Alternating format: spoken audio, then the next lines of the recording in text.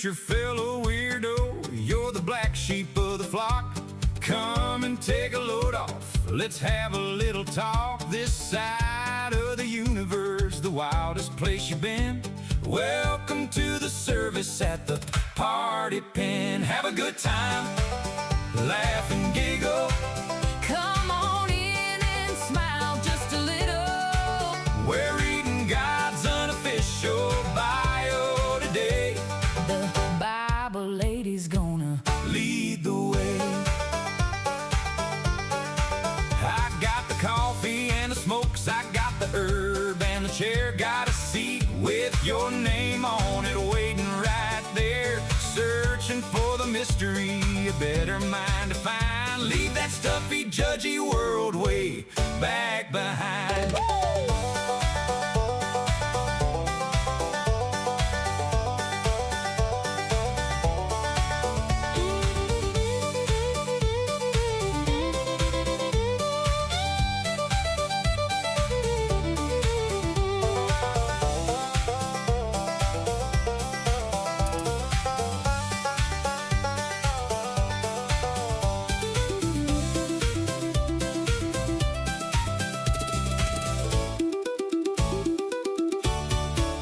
We're the outcasts and the rebels, we're the ones that don't fit in. But there's a holy kind of magic in the middle of the sin. Yeah, the mystery is deep and the coffee's brewing strong in the most offensive church where we all belong.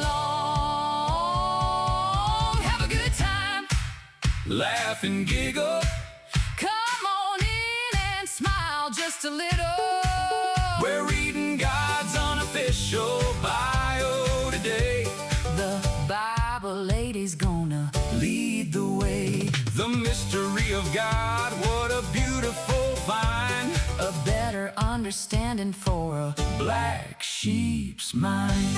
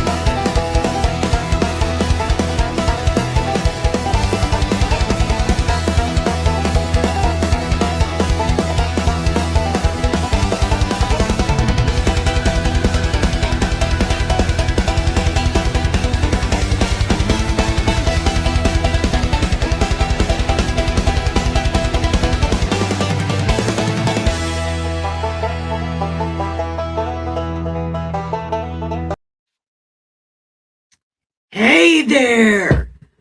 Oh, I don't even have my mic on. Wait a minute.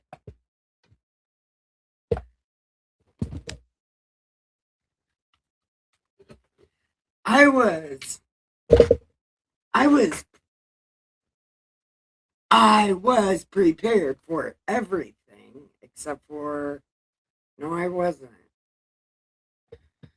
Okay. Welcome to the most offensive church this side of the universe, the Party Pen.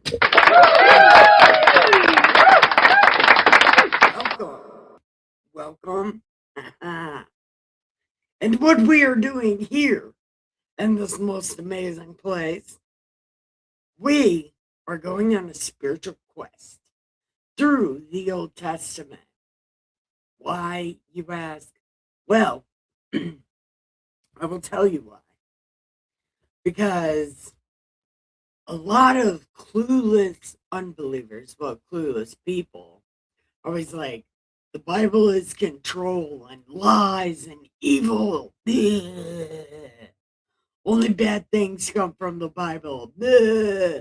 No, bad people read the Bible, and bad people use the Bible for bad things. The Bible is not bad. People are bad. Just like guns don't kill people, people kill people. The Bible isn't bad, people are bad. People that use the Bible for bad things are bad. Has nothing to do with the Bible. Just like it has nothing to do with guns. It has to do with people. And I don't want to say mental illness because somebody's smart enough to use the Bible as a weapon, obviously. Well, they might be mentally ill because smart people are mentally ill. But shit goes too far and people go too far and manipulate the words of the Bible.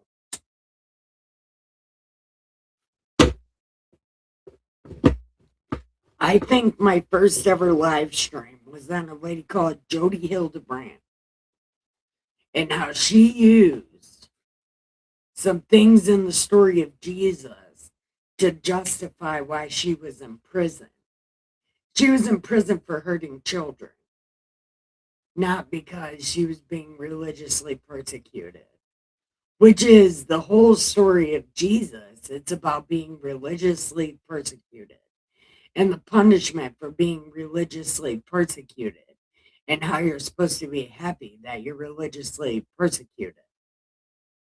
Yeah, not about hurting children.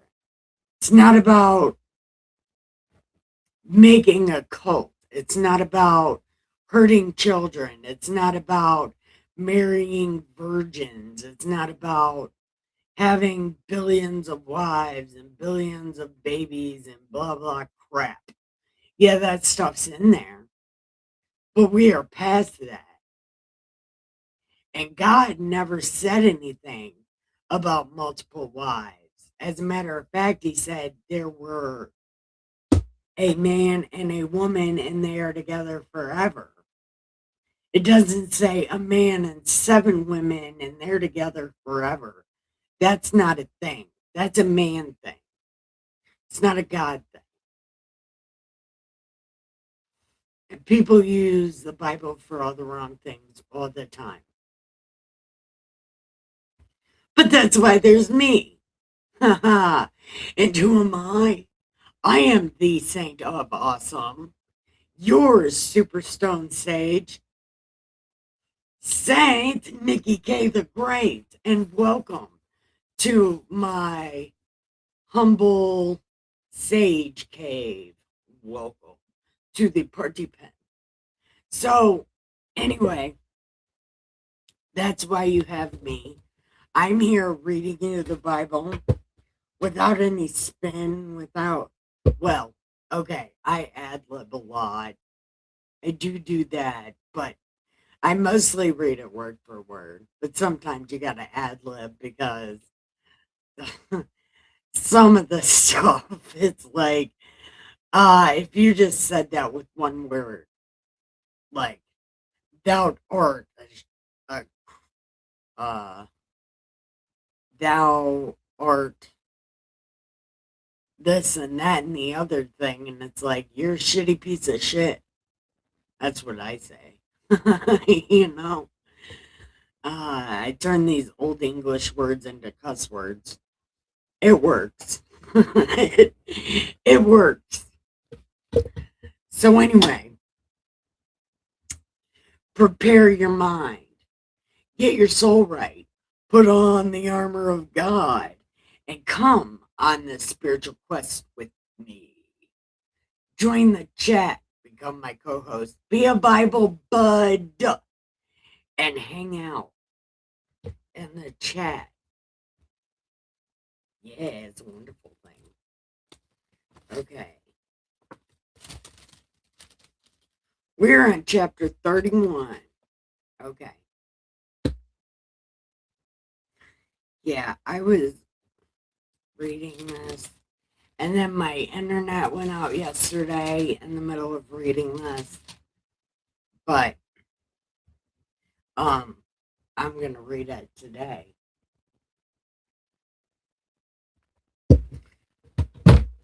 The internet should not go out today, by the way. So, okay. Now Jacob heard the words of Laban's son, saying, uh, Jacob has taken away all that was our father's, and from what was our father's he has acquired all this wealth. And Jacob saw the countenance of Laban, and indeed it was not favorable toward him as before. Then the Lord said to Jacob,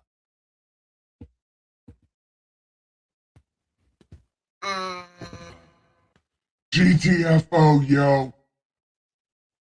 Like, listen. They're secretly talking shit. They're gonna kill you, dude. You need to get the fuck out. Yeah. Like, why are you standing there staring at me? You're not even supposed to be looking at my face. What are you doing? Get up and leave. You know, I kicked Abe out of his parents' house when he was like 75. Yeah, right. And he didn't even take this long. And he was 75. How old are you? Like 42? Man, if you don't get the fuck up and get out, I am going to kick your ass. Thank you. Thank you. You need to leave now. Thank you. So,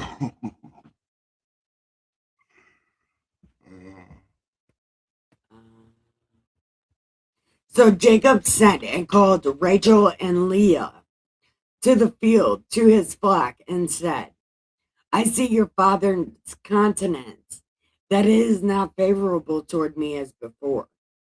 But the God of my father has been with me, and you know that with all my might I have served your father. Yet your father has deceived me. The very first time I ever asked him for anything, I asked him for Rachel and he gave me Leah. Bitch, go somewhere.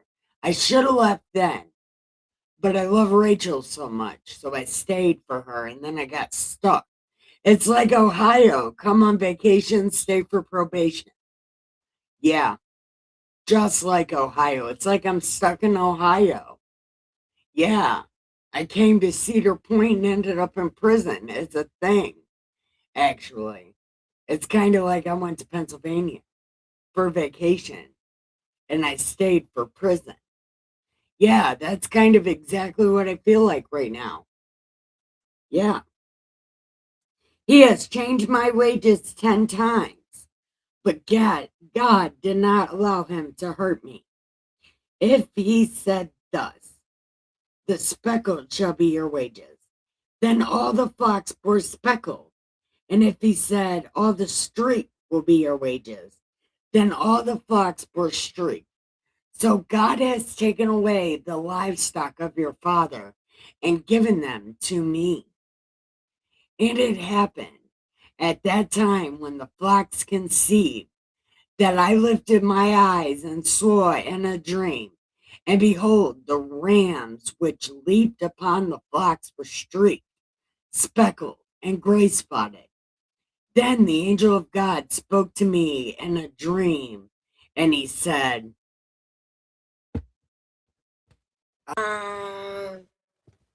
what I say? Oh, lift your eyes now and see. All the rams which leap on the flocks are streaked, speckled, gray spotted. For I have seen that all Laban is doing to you. I am the God of Bethel. Okay. I should have said the God of earth. Why didn't I specify? Anyway, I am the God of Bethel, where you anointed the pillar, where you made a vow to me. Now arise and GTFO, go home. And again, I kicked Abe out at 75 and he moved way faster than you. I want you to know you're extremely slow. This is what, like watching two crippled elders try to hump. Like, you need to go. Yeah. It's like, watching Stephen Hawking trying to get a boner right now, waiting for you to leave this place.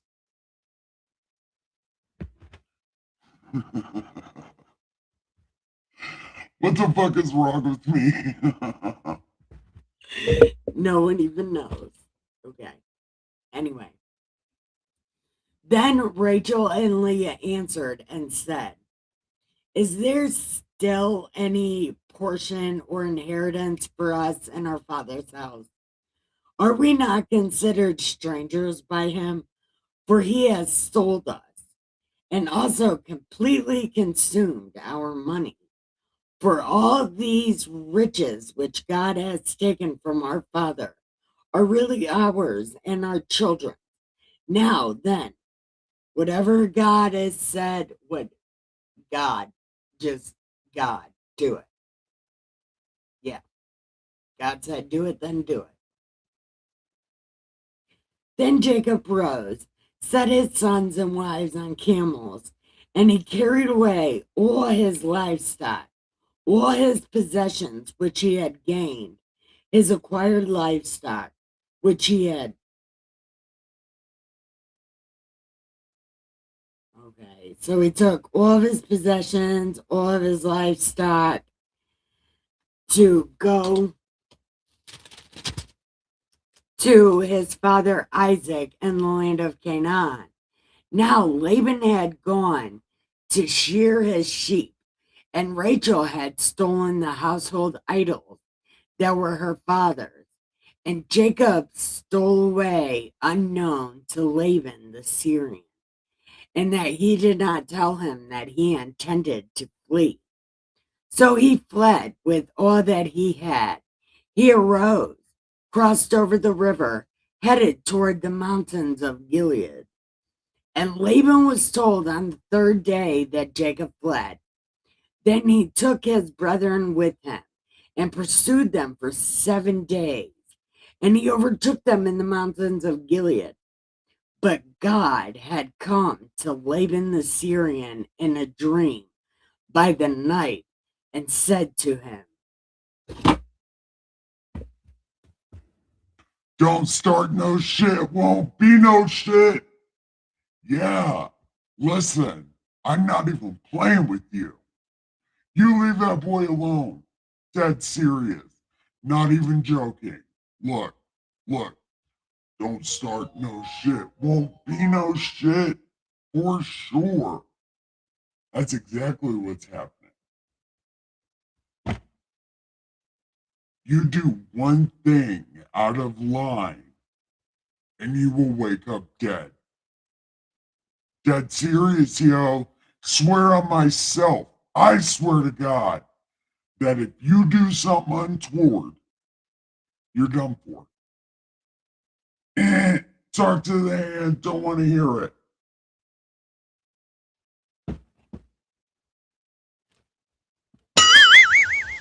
Yeah, worth in things.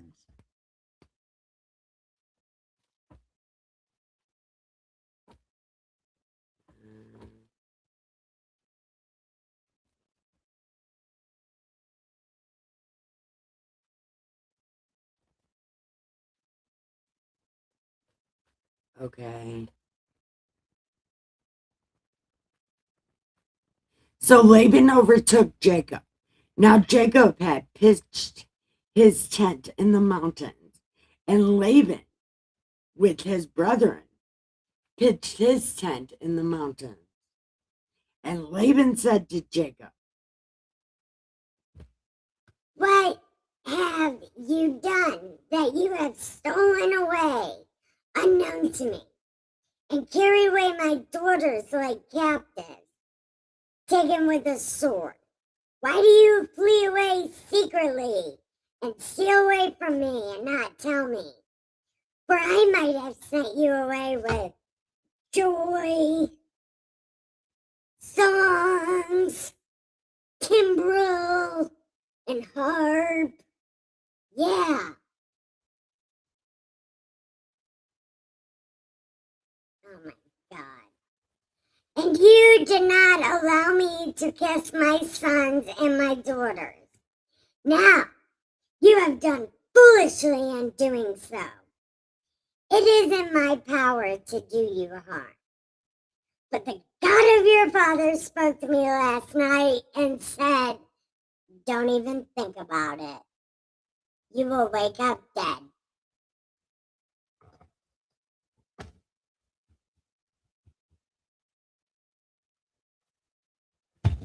Okay. Then Jacob answered and said, because I was afraid, for I said, perhaps you would take your daughters from me by force with whomever you find your gods. No.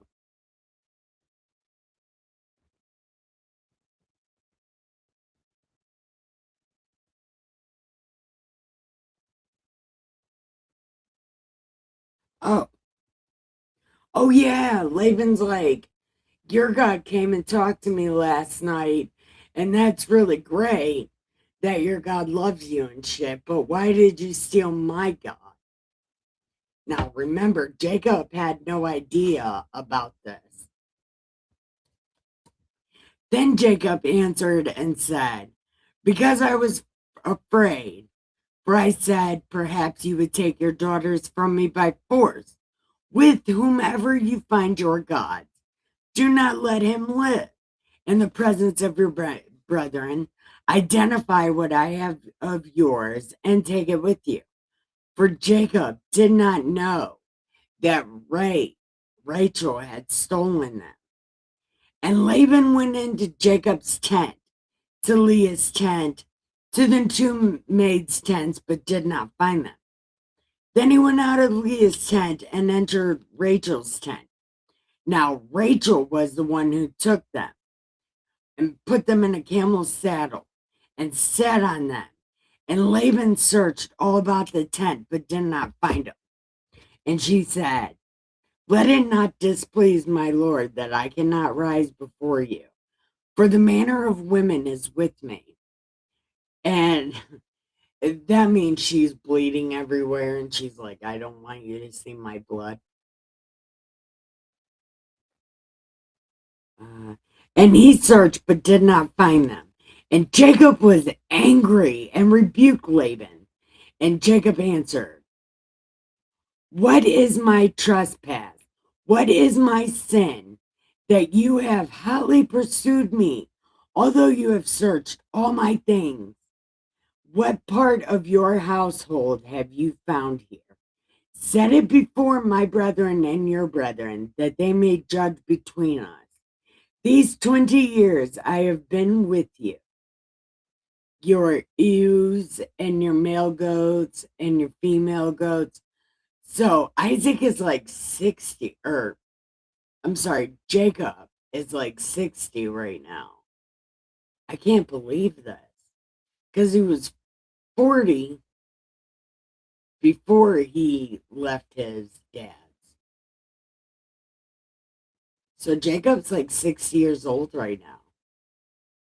Huh. Your ewes and your female goats have not miscarried. They're young, and I have not eaten the rams of your flock. That which was torn by beasts, I did not bring to you. I bore the loss of it. You required it from my hand. Whether stolen by day or stolen by night, there I was. In the day, the drought consumed me, and the frost by night, and my sleep departed from my eyes. Thus I have been in your house 20 years. I served you 14 years for your two daughters, 6 years for your flock, and you have changed my wages 10 times. Unless the God of my father, the God of Abe, and the fear of Isaac had been with me, surely now you would have sent me away empty-handed. God has seen my affliction and the labor of my hands, and rebuked you last night. And Laban answered and said, these daughters are my daughters, and these children are my children. And this flock is my flock. And all that you have is mine. But what can I do this day to these, my daughter, or their children, whom they have borne? Now, therefore, come, let us make a covenant, you and I, and let it be as a witness between you and me.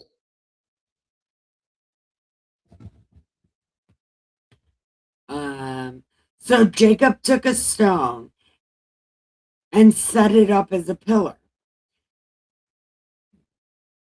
Then Jacob said to his brethren, gather stones. And they took up stones and made a heap. And they ate there on the heap. And Laban called it Jegar-Shadutha. But Jacob called it Galeed. And Laban said, What I say? This heap is a witness between you and me this day. Therefore, its name was Galeed. Also Mitzvah, because he said, may the Lord watch between you and me when we are absent from one another.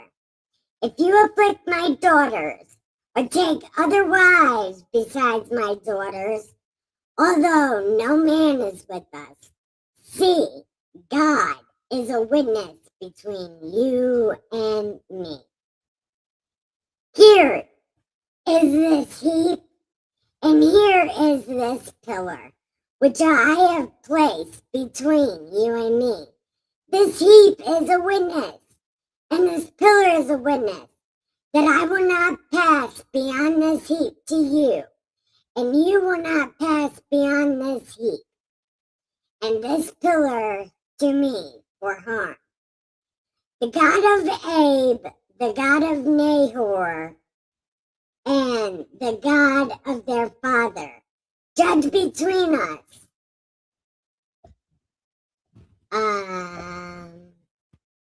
and Jacob swore by the fear of Isaac.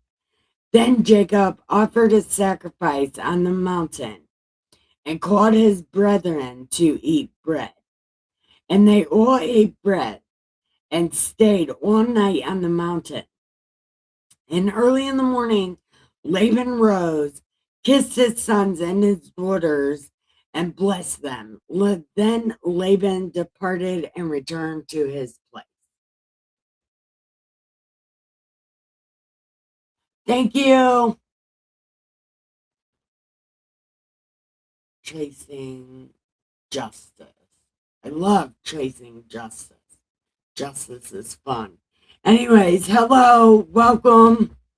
This is a very offensive church. I cuss a lot. God has ADHD. We are about to start Genesis chapter 32, but we're taking a smoke break because we're in between chapters. I just finished chapter 31.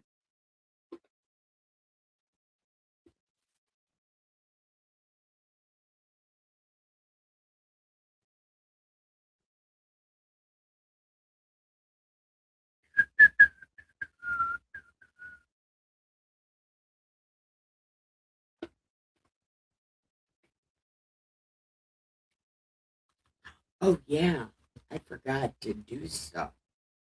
I forgot what I'm doing. Have a good time. Laugh and giggle. Come on in and smile just a little. We're reading God's unofficial Bible today.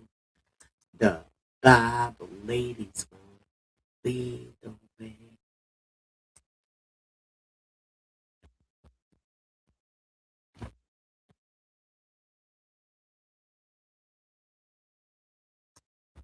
Okay, we'll do it like that.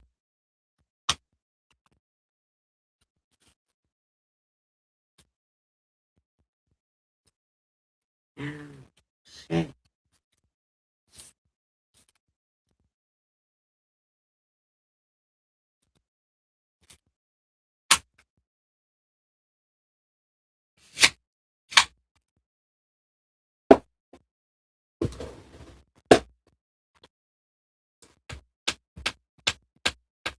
Okay.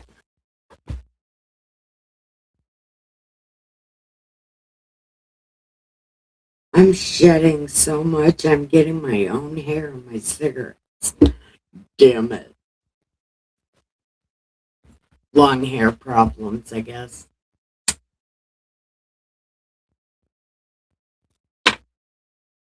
But I don't know what I would do without my heavy metal hair. I don't know what I would do without it.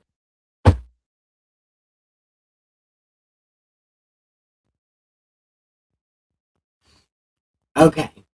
So, Genesis chapter 32. So, how many minutes are we at? Oh, that only took a half hour. That was really cool. Probably less than that because I talked a lot. It's maybe 20 minutes. So that was cool. It's chapter 32, not very long. Okay. Oh, here we go. Oh, I know what's about to happen. Yeah, we're about to hear.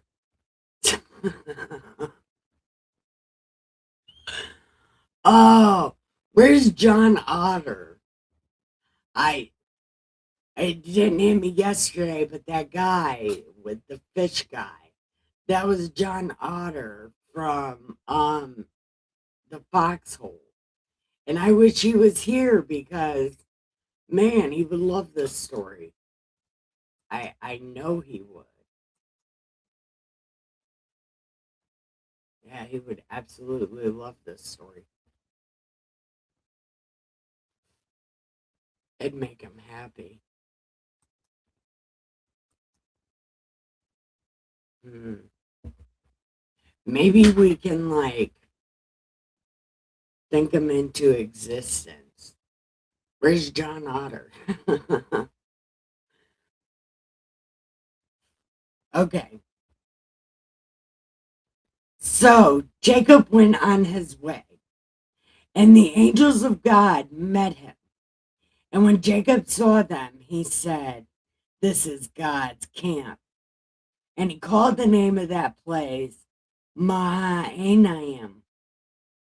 And then Jacob sent messengers before him to Esau his brother. Now remember, it's Esau that hates Jacob.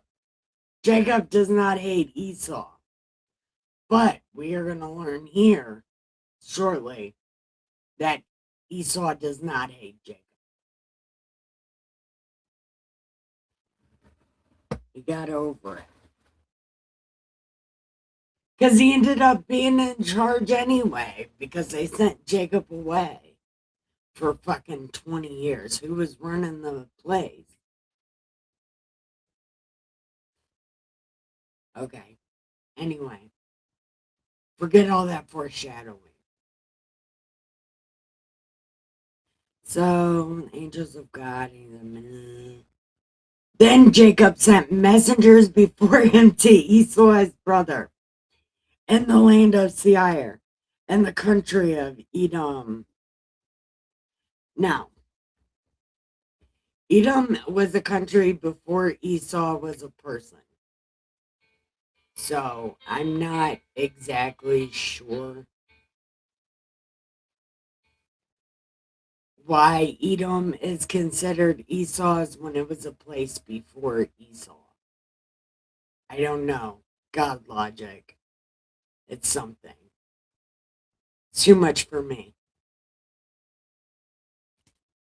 Okay, and the country of Edom. And he commanded them, saying, "Tell Esau, Jacob says, I have dwelt with Laban and stayed until now. I have oxen, donkeys, flocks, servants, slaves, and I have sent to tell my Lord that I may find favor in your sight." Then the messengers.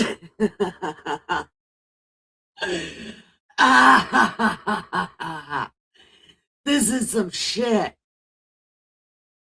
Yo. Jacob does not take this well at all. Okay, so the message. Okay.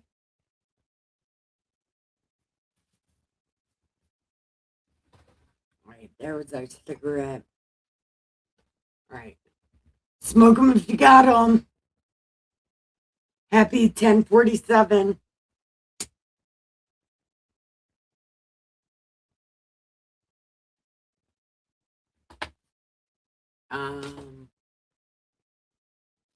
So the messengers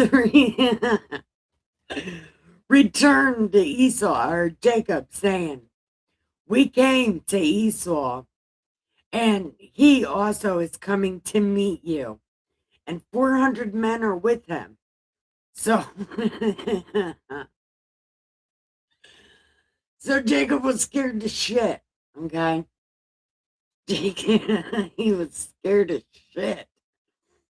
And he divided the people that were with him and the flocks, the herds, the camels into two companies.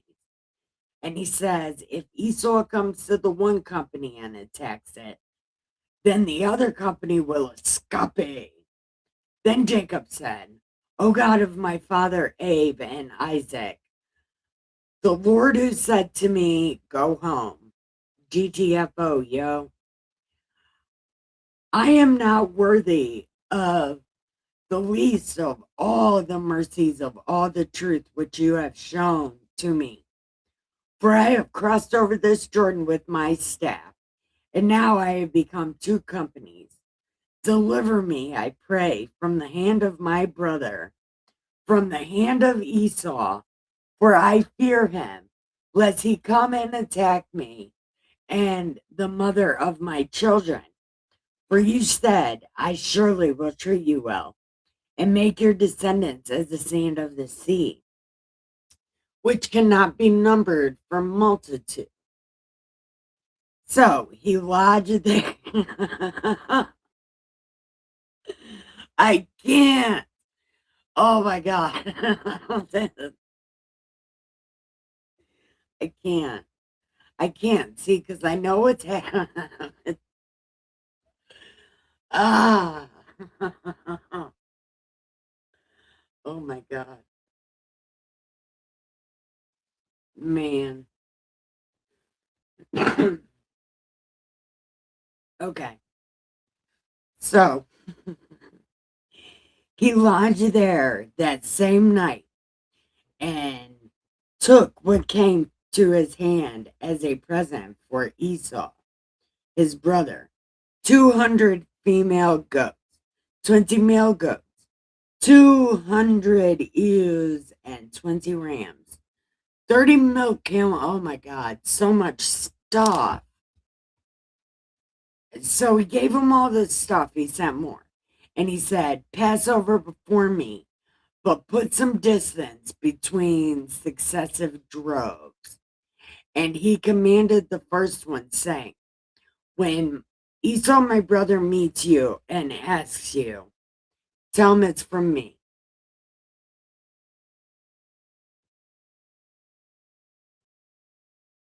And make sure you tell him I'm behind you. And so he commanded the second, the third, and all who followed the drove, saying, in this manner, tell him that I am behind y'all. For he said, hopefully I will appease him with the present that goes before me, and afterward I will see his face. Perhaps he will accept me. So the present went on over before him, but he himself lodged that night in the camp. Oh my God. Does anybody know what's about to happen? I know what's about to happen. Ah, God. Big guy. Big guy. Forgive me now. Well, you already know what I'm going to say because I've said it before, and you were a teeter. I'm not wagging my finger at you. I was wagging my finger with the word teeter.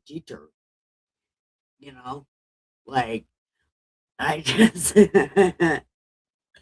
I can't do nothing about it now. What can I do about it? Nothing.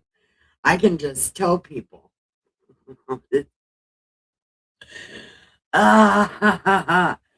Well, God, you know what? If you didn't want me to say, you wouldn't have did it, right? I mean, and I'm sure you had a very good reason for doing it. But Tito, pumpkin eater. God eats pumpkins, giant marshmallow. I love him. I love God. He is my favorite. I can't even. I can't even with him right now.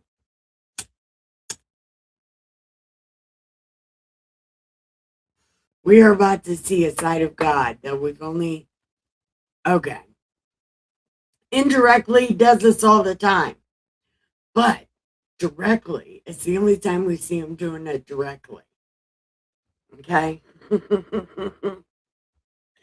I can't even. Oh my God. Okay. 20. Okay. And he arose that night and took his 2 wives and female servants and his 11 sons, and he crossed over the ford Jabbok, and he took them and sent them over the brook and sent over what he had. Then Jacob was left alone, and a man wrestled with him until the breaking of the day. Now, when God saw that he did not prevail against him, he touched the socket of his hip. The socket of Jacob's hip was out of joint, and he wrestled with him. Out of joint as he wrestled with him. And I think it's Jacob said, "Let me go, for the day breaks." But but God said, "I will not let you go unless you bless me."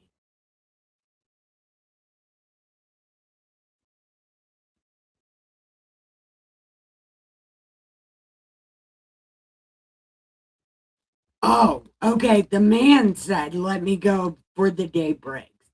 And Jacob was like, "I'm not going to let you go until you bless me." And God said, "What's your name?" And Jake was like, "Jake." And he said, "Your name shall no longer be Jacob, but Israel. For you have struggled with God and with men and have prevailed." Okay. So God cheated. God cheated. He put Jake's leg out of joint and still lost. God cheated and still lost. And I'm not wondering if he didn't do that on purpose. Like, I don't know if he did that out of purpose, on purpose, or whatever. But God cheated and lost all at the same time. It's really weird. He's like, "Yeah, I'm going to put your hip out of joint." But then Jake got him in that triangle choke. He's like, "I don't even need a leg for this." You know, got in the sleeper. And God was like, "Let me go. It's about to be day." And Jake's like, "Not until you bless me." And then God's like, "Well, you struggled with God and won, even though I tried to cheat."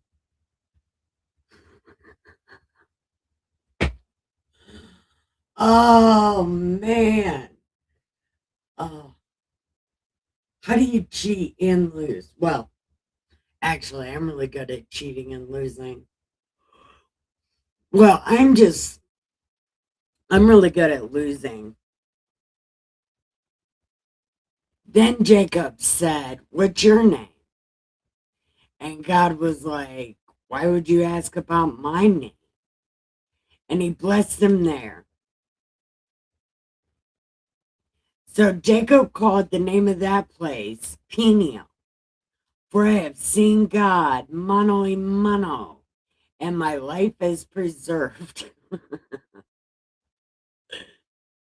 Just as he crossed over Peniel, the sun arose upon him, and he leaped on his hip. Therefore, to this day, these terrible ass people do not eat the muscle that shrank, which is on the hip socket, because he touched the socket of Jacob's hip in the muscle that shrank.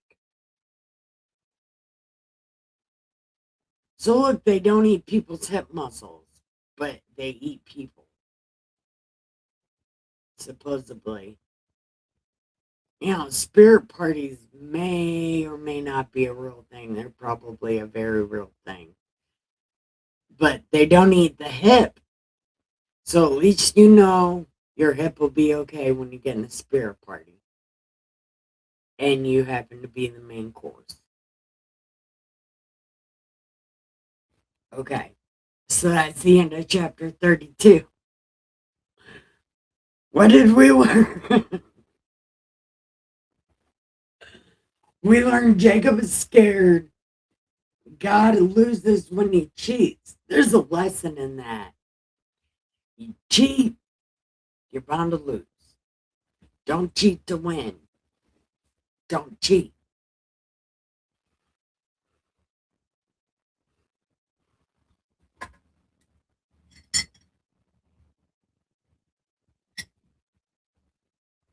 Bio today.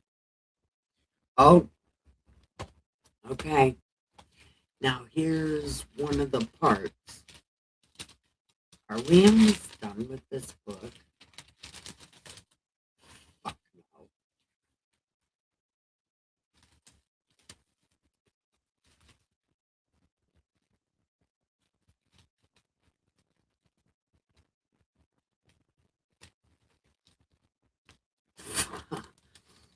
Oh, God. We've got under 20 chapters left.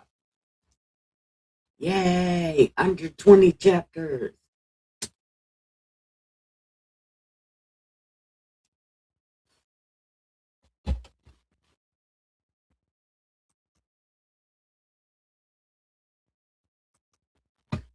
Oh, yeah, I was supposed to do something. Yeah. There you go. Did something.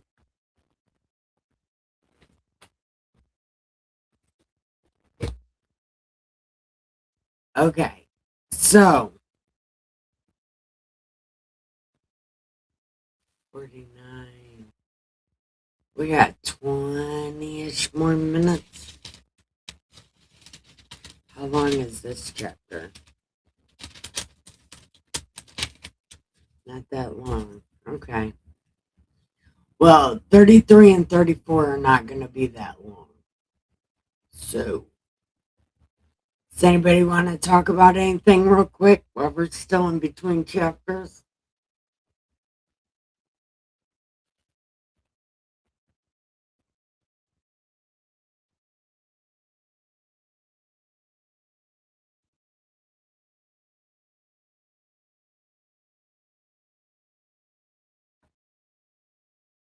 I think I want to start watching wrestling again.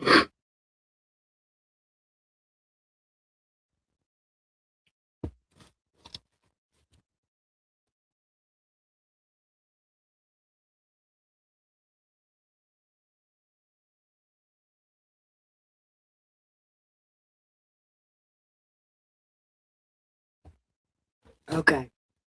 Yeah. I think I want to start watching wrestling again on Thursdays. It was kind of getting aggravating there for a second because it's like, ugh, some of the storylines so stupid. It's so stupid. And it's like I couldn't watch it. But apparently there's some new storyline.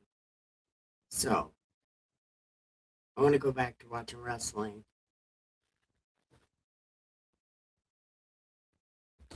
And yeah, storylines in wrestling matter.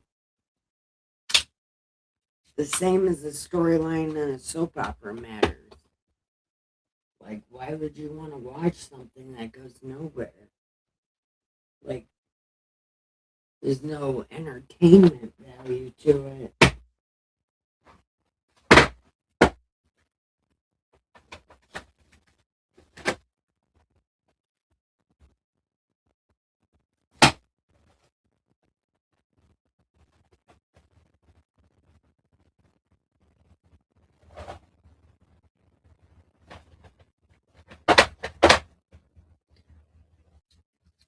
And I also want to go back to watching midget wrestling on Mondays. But I can't wait till the micro wrestling gets their own TV show because I will watch that shit.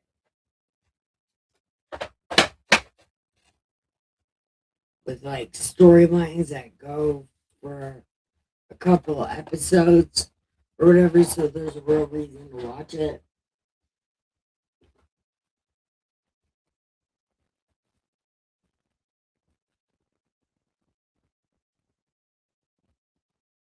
I don't know.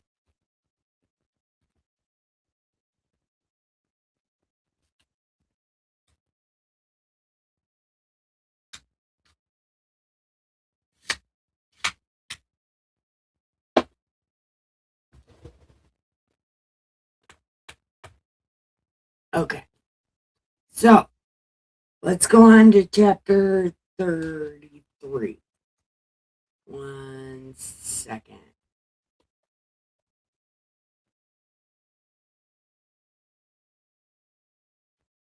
Why do I keep forgetting to share my content? I guess it's too late to share content now. It's almost over.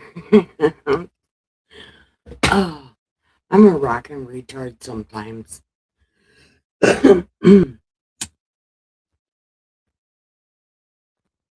Okay. Now Jacob lifted his eyes and looked, and there Esau was coming, and with him were 400 men. So he divided the children among Leah and Rachel and the two maidservants. He took the maidservants and their children in front, Leah and her children behind, and Rachel and Joseph last. Then he crossed over before them, did the face thing 7 times until he came near to his brother. How weird is that? Like how weird is that? But Esau ran to meet him, embraced him, fell on his neck, and kissed him. And they wept, and he lifted his eyes and saw the women and children and said, this yo. And he said, they're all mine. So he's like, they're all mine. They're the children God graciously gave to me. And then the maidservants came near, they and their children, and did the face thing. And Leah with her children, they did the face thing. Afterwards, Joe and Ray came and they did the face thing. And then he said, these are, and then Esau said, what is all this stuff? And he said, these are to find favor in your sight. And Esau was like, I have enough. Just what? Keep all this shit. Do you know our dad? Dude, look, you don't need that. Or I don't need that. You need that. And Jacob was like, no, no, no. You have to. You have to take it. And as much as I have seen your face, as though I had seen the face of God, and you are pleased with me, please take my blessing that it is brought to you because God has dealt graciously with me, and because I have enough. So he urged him, and he took it. And then Esau said, "Let us take our journey and go. I will go before you." And Jacob was like, "These people can't go right now, dude. They need to chill. Let me let them chill, and I'll come see you."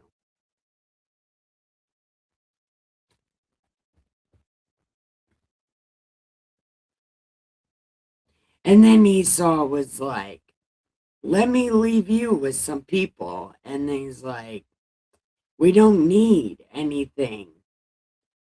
And so Esau returned that day back to his Seir, and Jacob journeyed to Succoth, built himself a house, made booths for his livestock. Therefore, the name of that place is called Succoth, even though it was called that anyway. Then Jacob came safely to the city of Shechem, which is in the land of Canaan. When he came from Padan Aram, he pitched his tent before the city, and he brought the parcel of land where he had pitched his tent from the children of Hamor, Shechem's father, for 100 pieces of money. Then he erected an altar and called it El Eloh, El Elohi Israel. Yeah, something like that.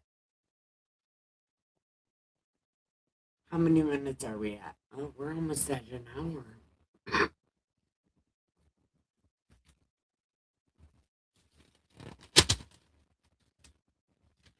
Ooh. Yeah. Okay. I'm gonna go get a cup of coffee. Oh, yeah, we're reading this next one. Yeah, we're gonna go long tonight. We're reading this next story because there's some shit.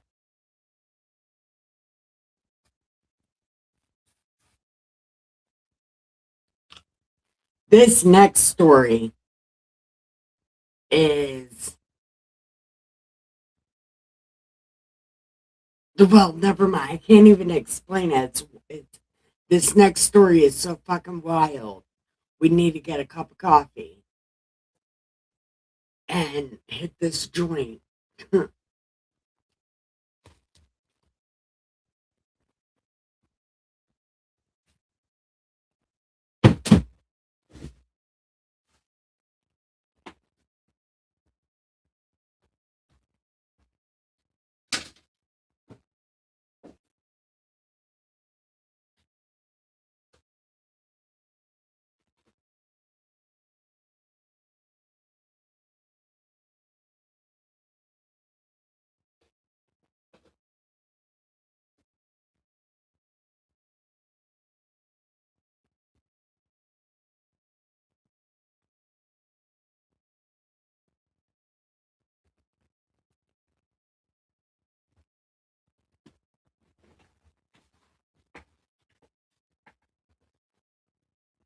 Yeah. This next story is totally worth it. It's totally worth staying up late.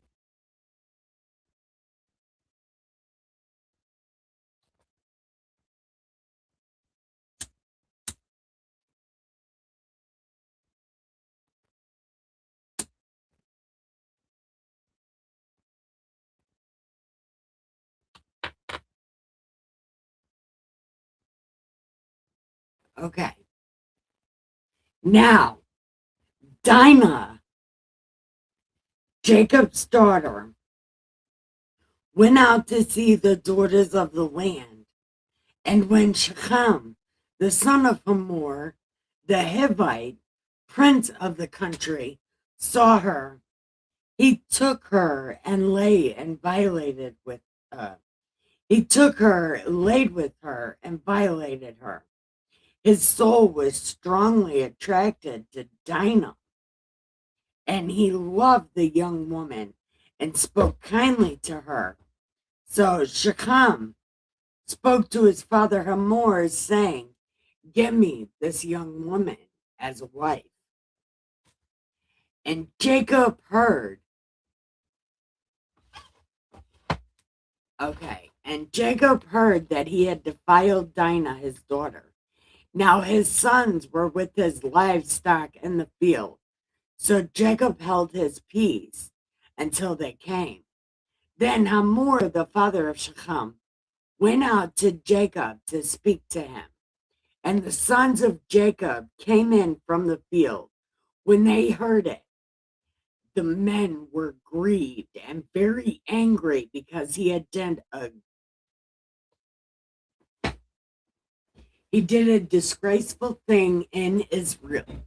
Israel's not a place yet. And I've said this before. I don't know why they keep saying in Israel. Israel's not a fucking place. And it doesn't have rules yet because it doesn't fucking exist yet.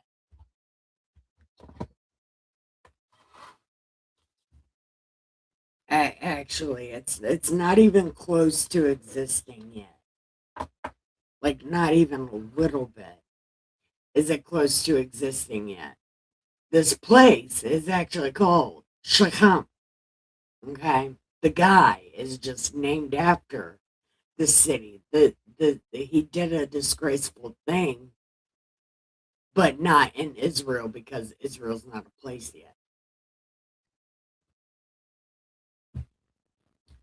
Okay.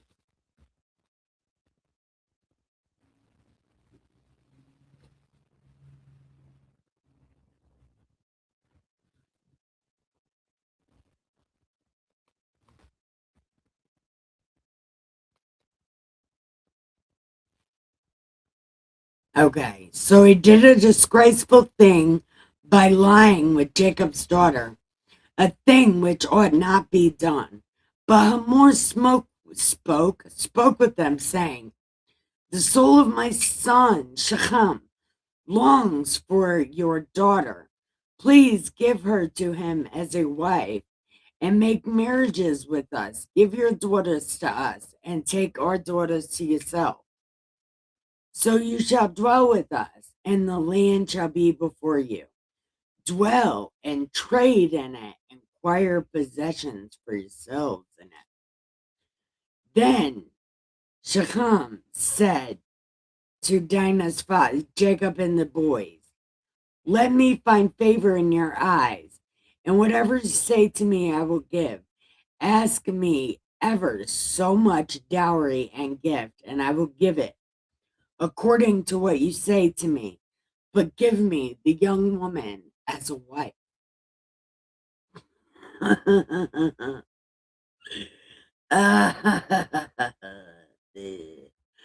Yo. Here we go. Smoke 'em if you got 'em, 'cause here we go. But the sons of Jacob answered Shechem and Hamor and spoke deceitfully, because that's how these rat snakes are. They spoke deceitfully because he had defiled Dinah. And they said, "We cannot do this thing to give our sister to one who still has the tip. That would be a reproach. But on this condition, we will consent to you. If you will become as we are, if you cut the tips of your dick off, then we will give you our daughters. And we will take your daughters, and we will dwell with you, and we will become one people. But if you will not heed us and cut the tip off, then we will take our daughter and be gone." Pussy is power. And their words pleased Hamor and Shechem. So the young man did not delay to do the thing because he delighted in Dinah. He was more honorable than all the household of his father. And Hamor and Shechem, his son, came to the gate of their city and spoke with the men, saying, "These men are at peace with us. Therefore, let them dwell in the land and trade in it. For indeed, the land is large enough for them. Let us take their daughters as wives and give them our daughters as wives. Only on this condition: gotta chop the tips of your dick off. Because if we do that, then we have everything they have." Yeah, it's a good idea. It is.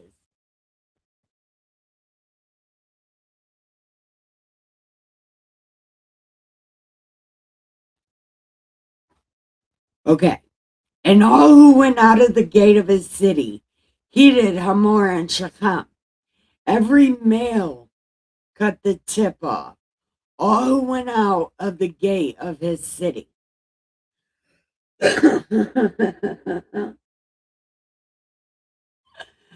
I can't. Oh my God. Here we go. These motherfuckers. Man, they're so smart and slimy. They really are like rat snakes with cockroach legs. Because they are rat snakes with cockroach legs. They got a rat head, a snake body, and cockroach limbs.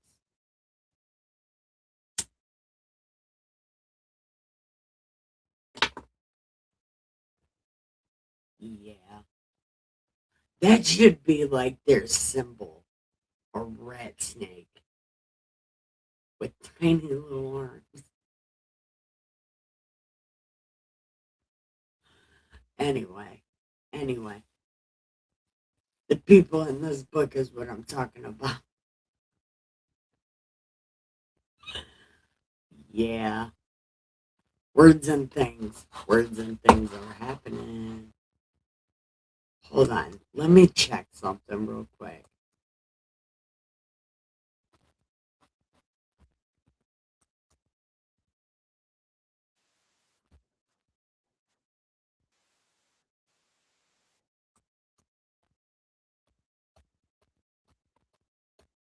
Bible lady. Please don't wait.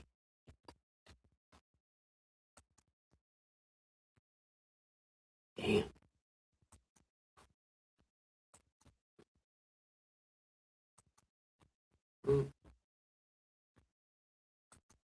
No.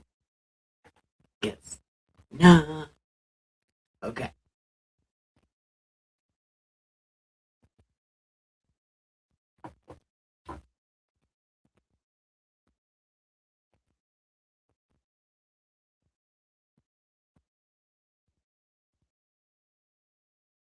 So where am I?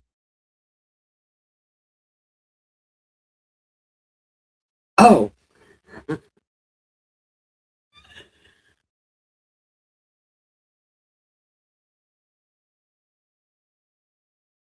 So where am I at? Oh. That's right. Here we go. Now it came to pass on the third day, when they were in pain, that two of the sons of Jacob, Simeon and Levi, each took his sword and came boldly upon the city and killed all the males and Hamor and Shechem with the edge of the sword, and took Dinah from Shechem's house and went out.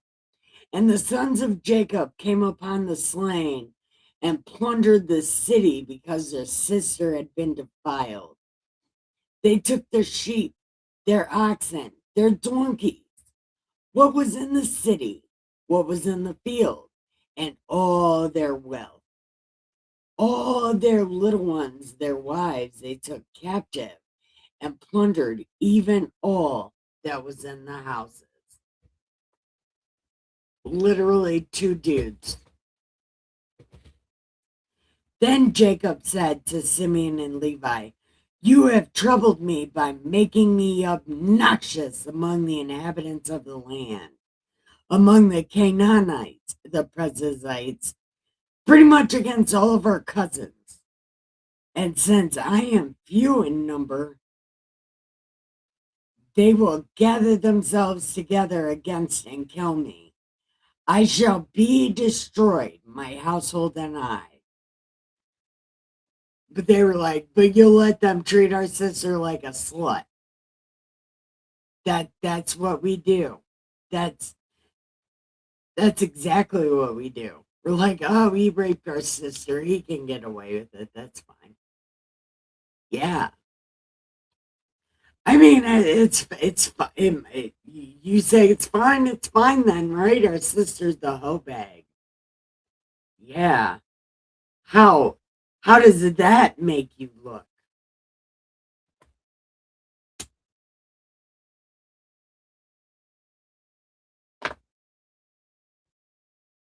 And that's the end of it.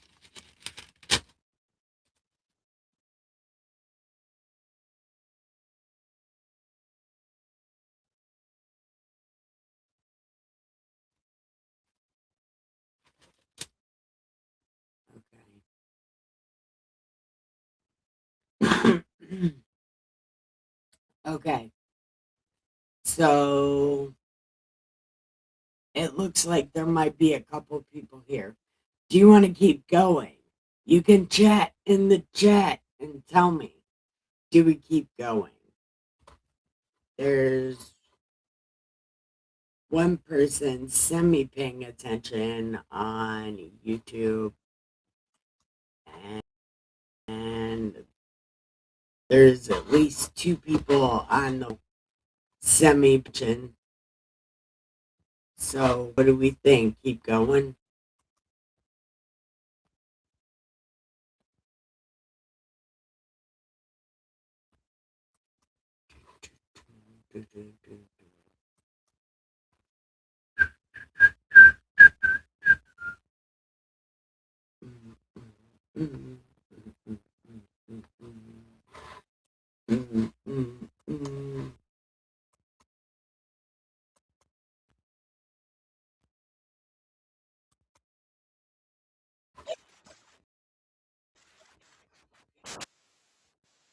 Okay. All right, it's getting to where I just asked that. Okay.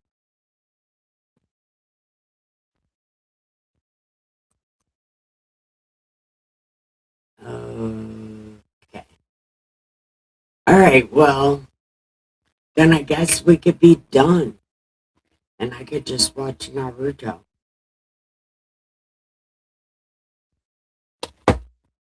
Because it's going to get into a whole.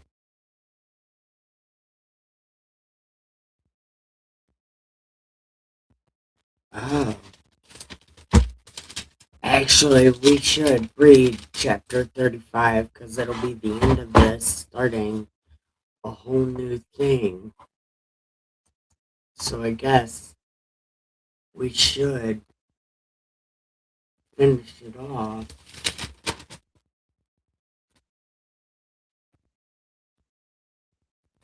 Alright.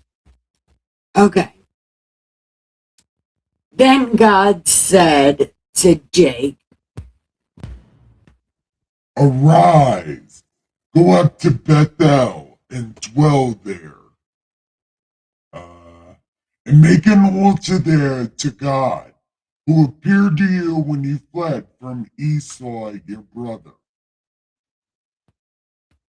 and Jacob said to his household and all who were with him, "Put away foreign gods that are among you. Take a bath, change your clothes. Then let us arise and go to Bethel, and I will make an altar there to God, who answered me in the day of my distress, and has been with me in the way which I have gone. So they gave Jacob all the foreign gods which were in their hands, and the earrings which were in their ears. And Jacob hid them under the terebinth tree which was by Shechem. And they journeyed, and the terror of God was upon the cities that were all around them. And they did not pursue the sons of Jacob. So Jacob came to Luz, that is Bethel, which is in the land of Canaan, and all the people who were with he and all the people who were with them. And he built an altar there and called the place El Bethel, because there God appeared to him when he fled from his brother. Ooh. Now, Deborah, Becca's nurse, died, and she was buried below Bethel under the terebinth tree. So the name of it was called Elon Bachuth.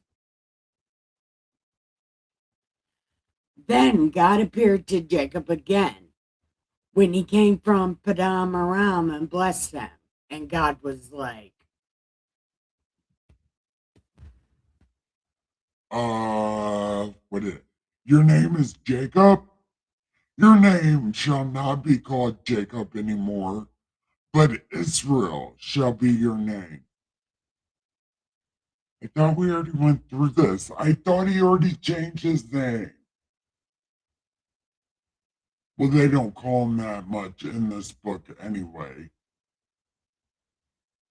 But I guess he changed his name here. I thought he changed it before. But I guess not. I don't know what's happening. Okay. I am God Almighty. Be fruitful and multiply. A nation, a company of nations shall proceed from you, and kings shall come from your body. The land which I gave Abe and Isaac, I give to you and your descendants after you. I give this land. Yay, later, dude. Just wanted to tell you that. okay, that was a thing. So Jacob set up a pillar on the place there, and that God talked with him, a pillar of stone, and poured a drink offering on it. And he poured one out for the homies, y'all. He poured oil on it. And Jacob called the name of that place where God spoke with him, Bethel. I thought it was already called that. Anyway. Then they journeyed from there. And when there was but a little distance to go to Ephrath, Rachel labored in childbirth, and she had a hard labor. Now it came to pass when she was in labor that her midwife said to her, "Do not fear, you will have his son also." So it was, her soul was departing, for she died, that she called his name Benoni, but his father called him Benjamin. So Rachel died and was buried on the way to Ephrath, that is Bethlehem, also Zion, also the city of David. Uh,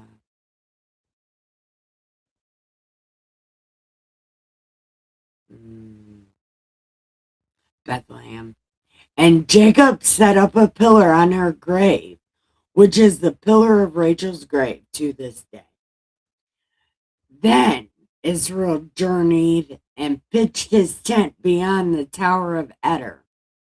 And it happened when Israel dwelt in it that when he dwelt in that land, that Reuben went and lay.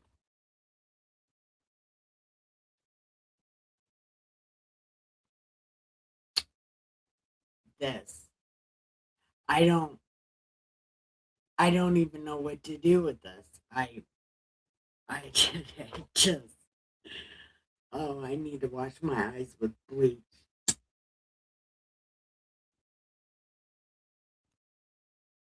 I need to wash my mouth with soap after I read this because I'm going to feel so gross.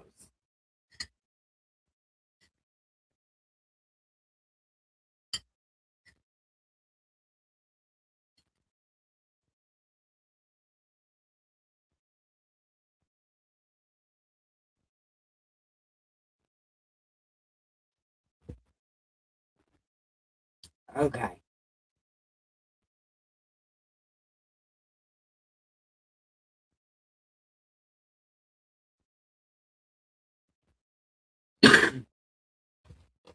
Okay. So then he journeyed and pitched his tent beyond the Tower of Eder. And it happened when he dwelt in that land that Reuben went and laid with his father's concubine, and he heard about it. Now, the sons of Jacob were 12. There were Reuben, Simeon, Levi, Judah, Issachar, Zebulun, Joseph, Benjamin, Dan, Naphtali, Gad, and Asher. These were the sons of Jacob who were born to him in Padan Aram. Then Jacob came to his father Isaac at Mamre, or Kiriath Arba, that is Hebron, where Abraham and Isaac had dwelt. Now the days of Isaac were 180 years, and Isaac breathed his last and died, and was gathered to his people, being old and full of days, and his sons were and his sons Esau and Jacob buried him. Yeah, there's that. Things are happening. So I guess tomorrow we'll pick up on a whole new thing.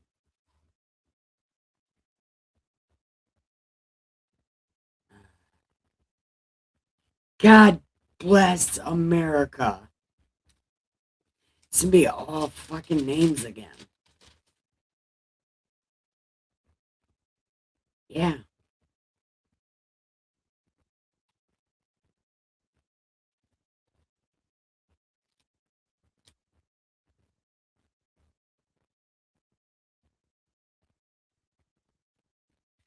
Oh my God. It's gonna be so many fucking names.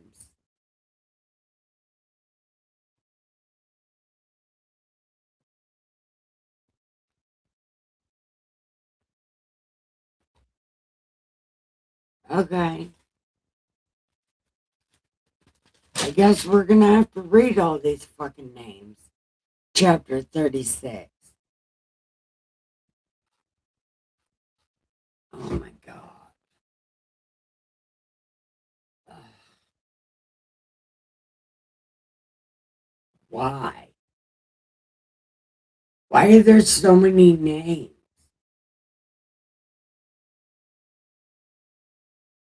Ugh.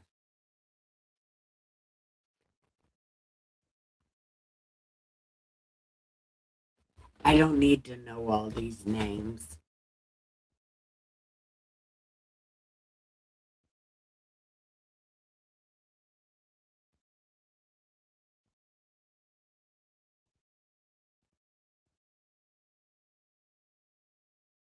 Did Esau really name all of his kids Chief?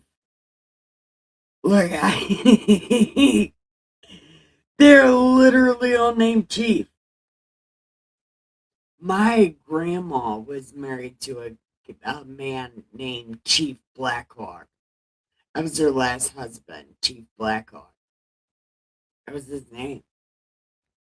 She's Betty O. Blackhawk, and he's Chief Blackhawk.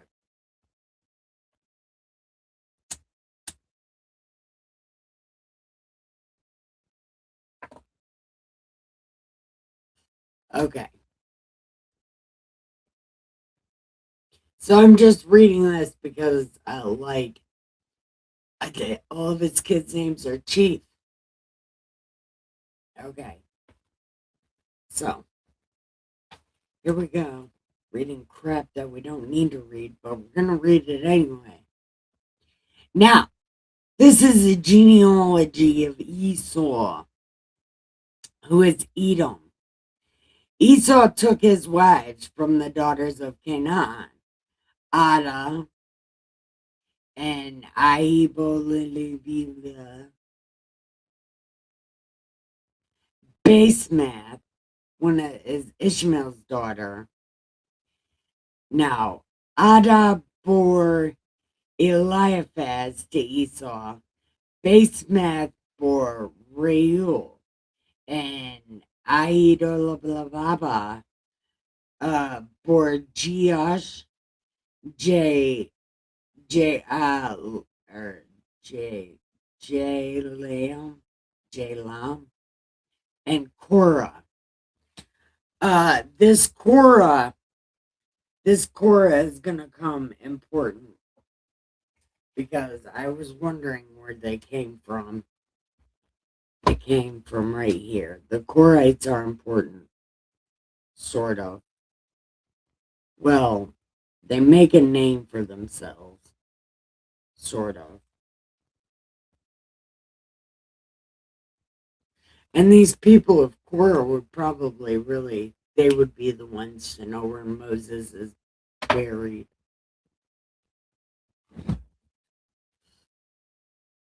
Because those were the only ones that were there that weren't of. They were there for a very specific reason, I think. In Exodus, the Korathites. Yeah, when Moses spins around on the mountain and then dies. The Korathites were there or whatever. But anyway, these were the sons of Esau who were born to him in Canaan. Then Esau took his wives and his sons, his daughters, and all the persons of his household, all of his shit, and dwelt and went to a country away from the presence of his brother Jacob, for their possessions were too great for them to dwell together, and the land where they were strangers could not support them because of their livestock. So Esau dwelt in Mount Seir, and Esau is Edom. Time out, real quick. Esau was already in Seir. That's where he came from to meet Jacob. So he already lived there. But I guess they're trying to turn this into an Abraham Lot story type thing. Well, the land can't support us both, so you go this way and I'll go this way. Something like that. They're trying to turn it into an Abe and Lot thing. But that's not exactly what happened because Esau was already in Mount Seir.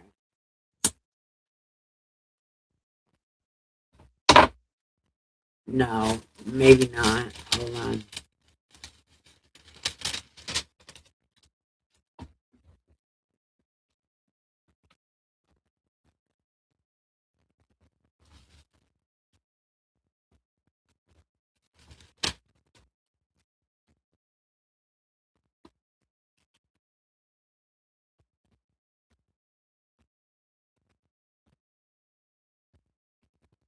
Yeah, right here.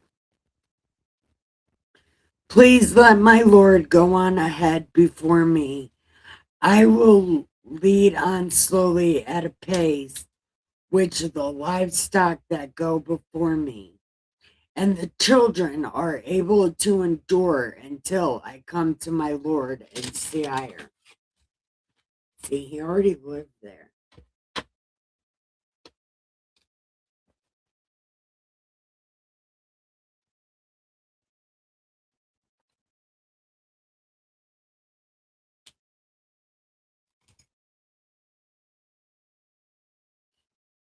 So they are trying to turn it into an Abe and Lot story. But then they're going to go around and say that Jacob hated Esau when clearly they don't hate each other at all. They're amicable.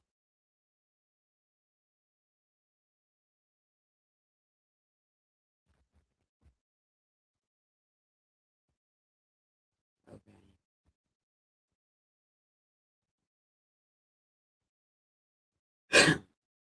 And this is the genealogy of Esau, the father of the Edomites in Mount Seir. Okay. So the Edomites are their cousins also. So Edomites are cousins.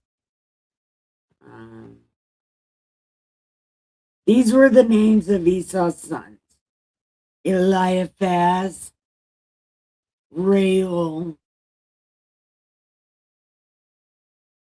Teman, Omar, Zepho, Gatam, Kenaz.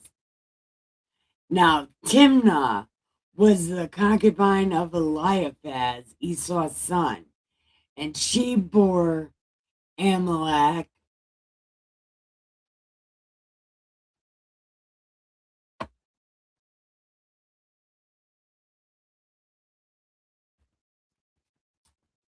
hold on.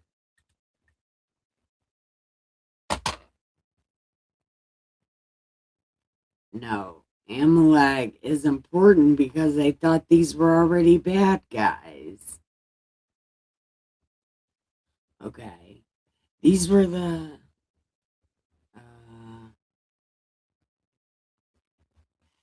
Nahath, Zerah, Shemama, Mizah,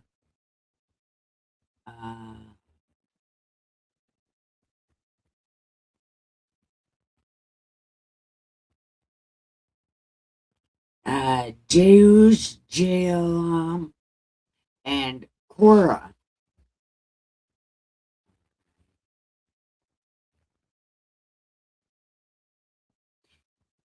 Okay, now these were the chiefs of the sons of Esau.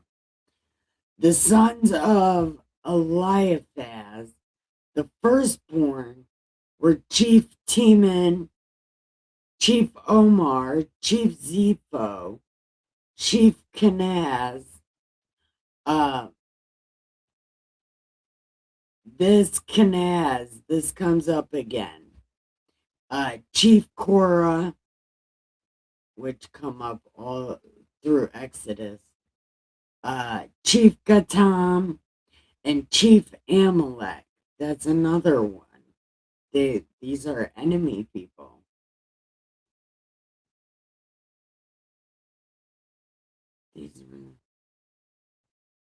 Oh my God. Look, I can't do it. I can't do it. Oh my God. All of them are chief, but chief what? What are they chief of?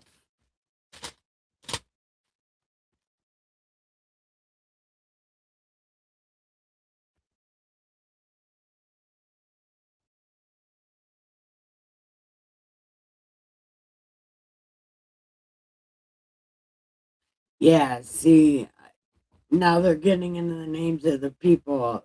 Like, I don't know. This is.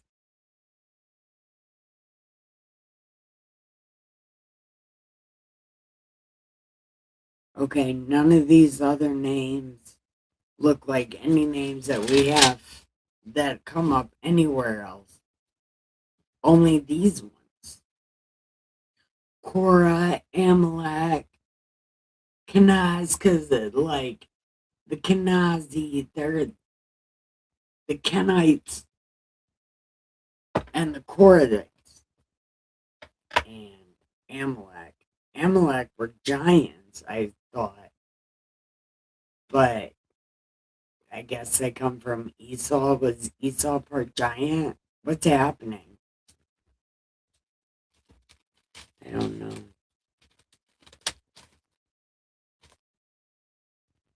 Oh. Okay, chapter 37. For some reason, I Damn, nearly put a hole in my Bible. Wow, that's crazy. Oh, chapter 37 means something. Holy cow. Where's my lighter?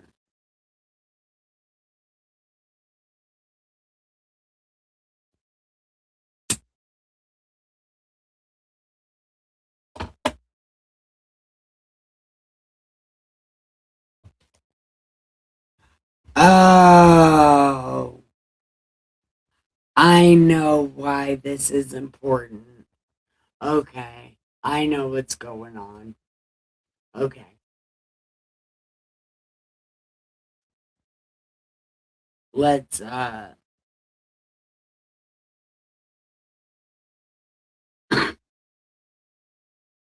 a cigarette and drink a coffee. This can be a fun story.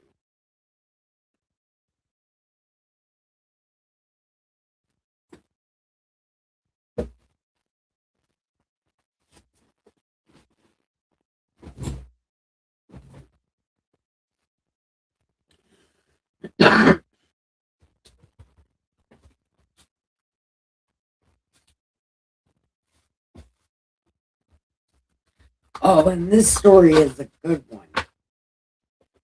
We get to see these rat snakes in action. We get to see their actual thought process and being a shicey piece of shit. Because at the end of the day, this is some shicey piece of shit. It's a shit show. It's kind of like one of these things. Maybe I can make it bigger.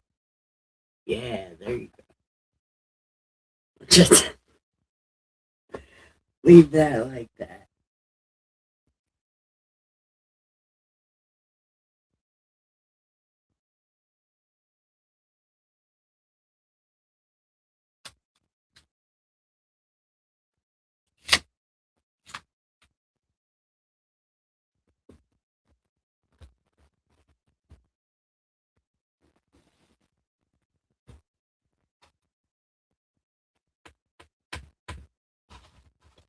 Okay, maybe a different one.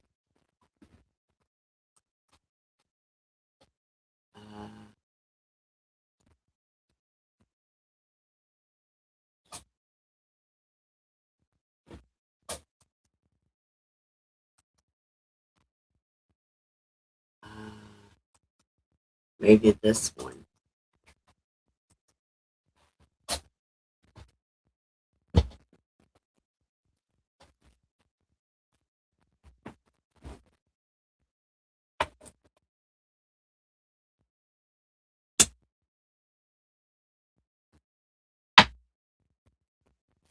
All right, here we go. Damn. Oh, my leg. Okay. I might not be able to make it through this story.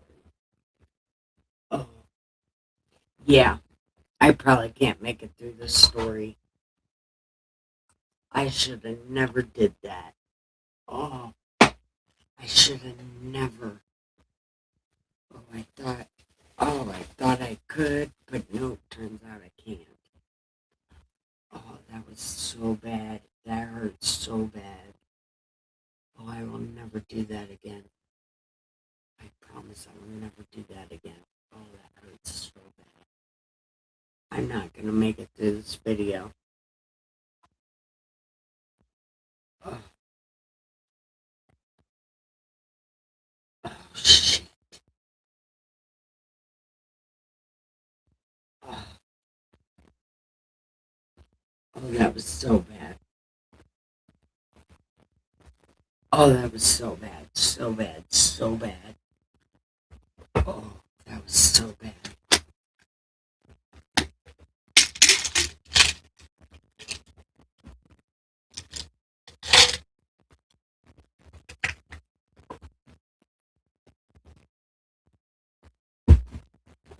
Oh, please, ibuprofen work. Oh, that hurts so bad.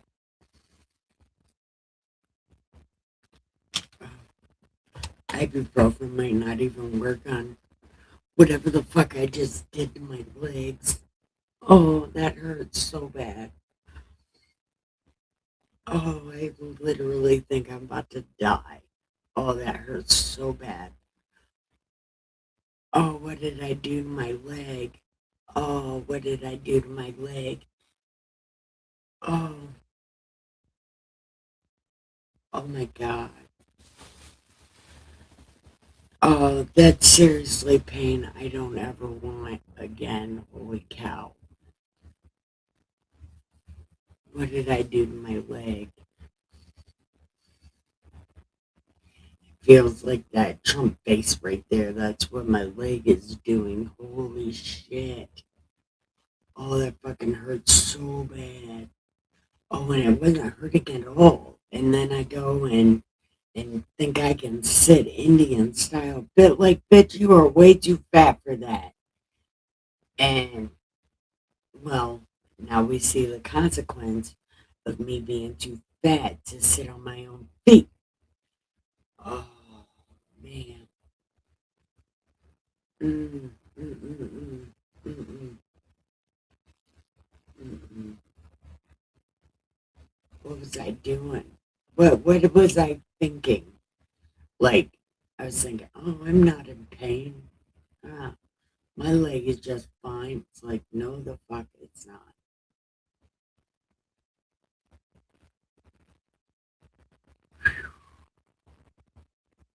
Holy cow.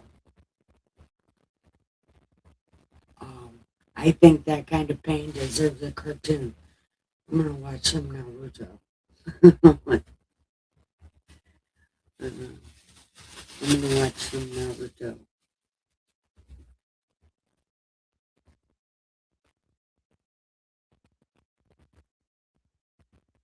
You know what I think I'm gonna do?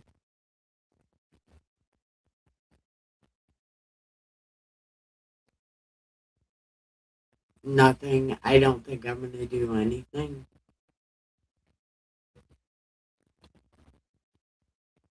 No, I do know exactly what I think I'm gonna do. I'm um I don't know. I know that I'm gonna sit here and wait for these ibuprofens to kick in for a minute, and then I'm gonna end this live stream. Fuck, that hurts so bad. I will never do that again.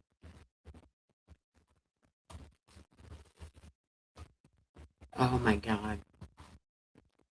That was so painful for no reason. Yeah, terribly painful for no reason. Did you see that?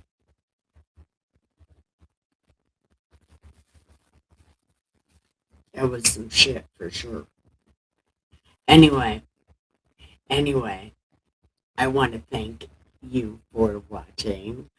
I want to tell you it's time to give the pillow some head and the sheets some ass and have the sweetest dreams of me ever. I love you so much. Good night. It's supposed to be ending. Where's the end button?